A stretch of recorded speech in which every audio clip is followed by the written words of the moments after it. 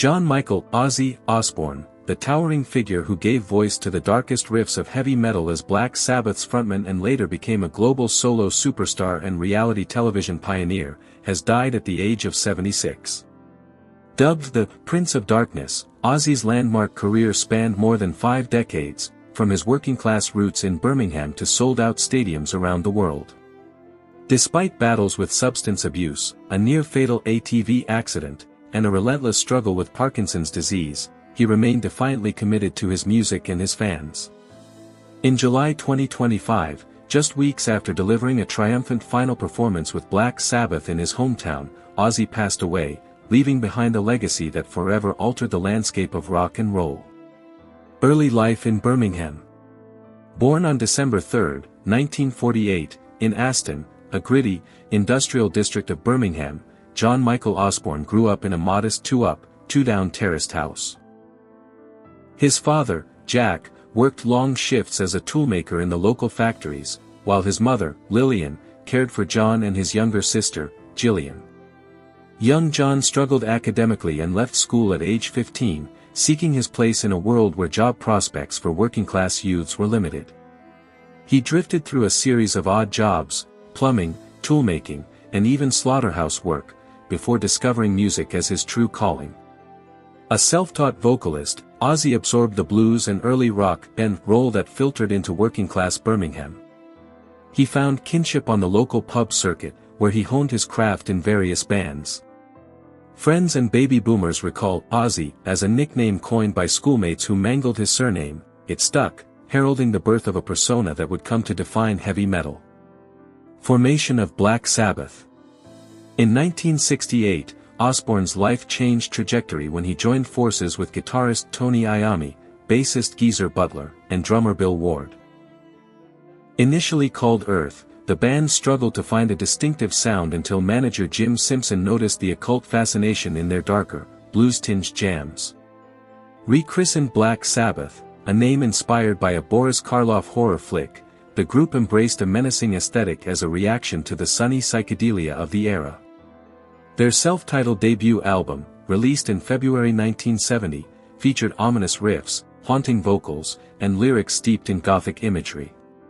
Tracks like Black Sabbath and NIB captivated audiences seeking music that reflected the anxieties of a rapidly changing world. By the time Paranoid arrived later that year, spawning everlasting anthems such as Iron Man, War Pigs, and the title track, Black Sabbath had not merely arrived, they had laid the foundation for an entire genre. Breakthrough and rise to global fame. Throughout the early 1970s, Black Sabbath's brutal sound and theatrical stage shows propelled them from mid-size clubs to arenas and stadiums. Albums like Master of Reality, 1971, and Volume 4, 1972, refined their sonic blueprint, while live performances became legendary for their sheer intensity. Ozzy's distinct vocal timbre, part childlike wonder, part demonic wail, became instantly recognizable, and his on-stage persona embodied a blend of innocence and menace. Despite critical skepticism, many mainstream outlets decried their demonic themes. Sabbath amassed a fiercely loyal global following. By 1975's Sabotage and 1976's Technical Ecstasy, they had cemented their reputation as heavy metal royalty. Though the decade would bring personal challenges and creative tensions, the band's influence on future generations of metal and hard rock was already irreversible. Solo reinvention, a new era begins. Ozzy's departure from Black Sabbath in 1979, precipitated by spiraling substance abuse and internal conflicts, could have spelled the end of his career. Instead, it unleashed his greatest renaissance. Under the management of Sharon Osbourne, daughter of music mogul Don Arden and destined to become Ozzy's wife of 43 years, he assembled a talented ensemble featuring guitarist Randy Rhoads, bassist Bob Daisley, and drummer Lee Kerslake. Blizzard of Oz, 1980, signaled Ozzy's triumphant solo debut, delivering classics like Crazy Train and Mr. Crowley. Rhodes's neoclassical guitar flourishes and Ozzy's charismatic delivery captured audiences anew. Diary of a Madman, 1981, followed quickly, solidifying his status outside Sabbath's shadow. Throughout the 1980s, Ozzy released hits such as Bark at the Moon and ballads like Mama, I'm Coming Home, collaborating with musicians like Zakk Wylde and cementing his solo legacy. Ozzy's public antics, biting the head off a bat, snorting ants through a straw, became tabloid fodder, but they masked a complex individual grappling with addiction, fame, and the pressures of stardom. Sharon's unwavering support kept his career afloat. She negotiated contracts, organized tours, and served as his staunch advocate through every controversy. Reality TV pioneer, the Osbournes. By the early 2000s, Ozzy sought a steadier home life. MTV's cameras chronicled the Osbourne household in The Osbournes, 2002 to 2005, offering an unfiltered glimpse at Ozzy's malapropisms, Sharon's sharp wit, and teenage rebellion courtesy of children Kelly and Jack. The series became one of the most watched reality shows of its time, earning an Emmy for Outstanding Reality Program and birthing a genre that persists to this day. For metal purists, the series was controversial, a perceived sellout. Yet for many, it revealed a tender side of the Prince of Darkness, a devoted father, a loving husband, and a man grappling with the trappings of fame. The show introduced Ozzy to a new generation, many of whom would later discover his music and appreciate the breadth of his artistic influence.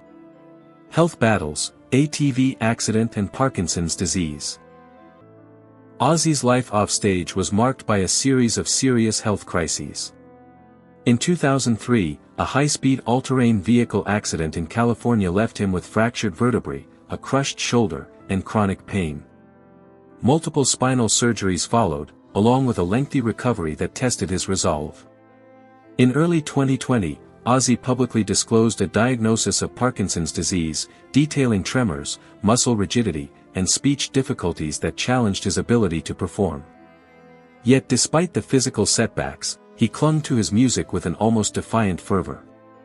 The No More Tours 2 global tour, launched in 2022, saw him traverse 4 continents, delivering renditions of Sabbath classics and solo hits to roaring crowds, even as his mobility waned and his voice faltered. Ozzy approached his condition with characteristic candor. He joked with fans about "bold man aches," documented his grueling physical therapy sessions, and expressed a relentless desire to return to the studio and the stage. His perseverance in the face of degenerative illness inspired fans and fellow musicians alike, reinforcing his image as rock's ultimate survivor. The final farewell, Villa Park, Birmingham. On July 5, 2025, an aging Ozzy returned to Villa Park in Birmingham, the very city where Black Sabbath took shape, to perform one last show under the banner, Back to the Beginning.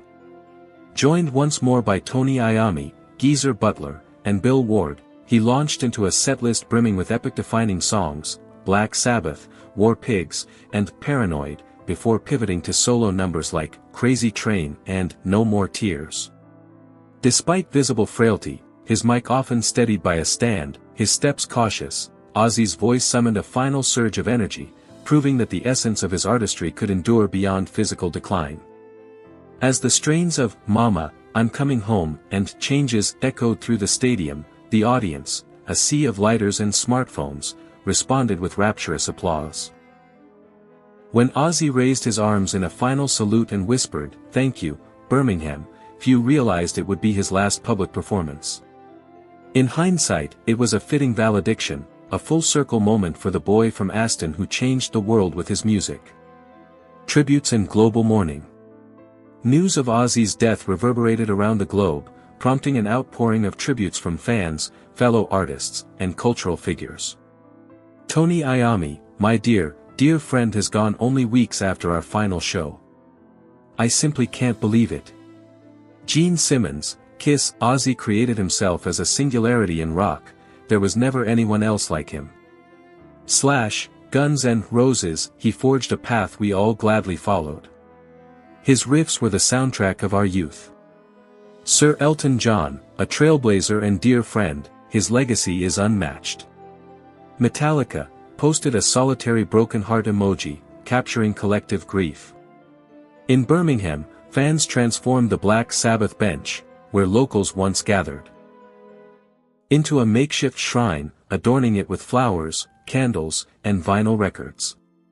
Social media streamed with hashtags like #PrinceOfDarknessForever and #ThankYouOzzy, as millions shared memories of first hearing Sabbath riffs on car radios, attending sweaty club shows, or discovering Ozzy's solo hits. Across continents, venues dimmed their lights at 9 p.m. local time in his honor, and tribute concerts were hastily organized, featuring bands influenced by his groundbreaking sound. A legacy carved in metal and memory. Ozzy Osbourne's influence permeates every stratum of rock and metal. 1. Musical innovation. Black Sabbath's early albums codified down-tuned guitar riffs, dark atmospheres, and themes of existential dread, elements that became pillars of heavy metal. 2. Vocal prowess. Ozzy's versatile voice, capable of plaintive croons, hellish howls, and melodic hooks, expanded the expressive range of rock vocals. 3. Stagecraft and theatrics, his shock rock antics. Bats, pyrotechnics, leather, and chains, set new standards for live performance spectacle.